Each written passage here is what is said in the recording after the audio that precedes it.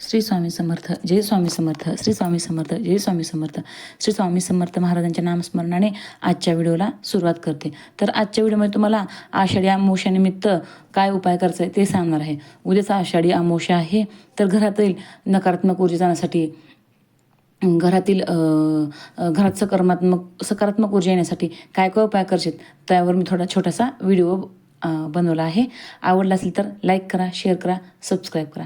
श्री स्वामी समर्थ.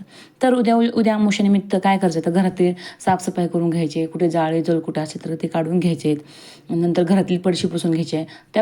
त्या पडशीतल्या पाण्यामध्ये आपण लिंबू, हळद, खडी मीठ, गोमूत्र टाकून पडशी पुसून घ्यायची आहे, जेणेकरून घरातली नकारात्मकता सगळी निघून जाईल. तसंच घरातील उंबरटा म्हणजेच आपली चौखट गोमूत्र आणि हळदीमध्ये कालवून त्यावर हळदीचं लेपन जरूर करून घ्या. तसेच कोहाळं, शहाळा, गोरक्ष चिंच आणि संरक्षण पुडी साहित्य लाल कपड्यात बांधून मुख्य दरवाज्यावर बांधणे.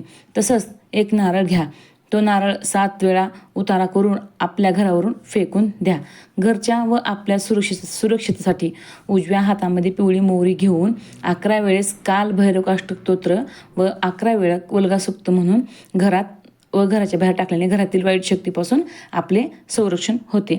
तसेच वाहनामध्ये सौख्य यंत्र, मारुती यंत्र, महामृत्युंजय यंत्र विधिवत रुद्राभिषेक करून सिद्ध करावे व त्यापैकी मारुती यंत्र खिशात ठेवावे व वाहन सौख्य यंत्र आणि महामृत्युंजय यंत्र वाहनात मीटरच्या बॉक्सच्या जवळ ठेवावे. हे छोटे छोटे उपाय आहेत जे की आपण अमावस्येच्या दिवशी नक्की करून पहा. बघा, आपल्या घरातील नकारात्मक ऊर्जा घराच्या बाहेर पडून आपल्या घरामध्ये सगळे सकारात्मकच ऊर्जा निर्माण होईल. केलेली सेवा श्री स्वामी समर्थ महाराजांच्या चरणी अर्पण. श्री स्वामी समर्थ, जय जय स्वामी समर्थ. श्री स्वामी समर्थ, जय जय स्वामी समर्थ. श्री स्वामी समर्थ महाराज की जय. आपल्याला व्हिडिओ आवडला असेल तर लाईक करा, शेअर करा, सबस्क्राईब करा आणि कमेंट बॉक्समध्ये श्री स्वामी समर्थ लिहायला विसरू नका. श्री स्वामी समर्थ महाराज की जय.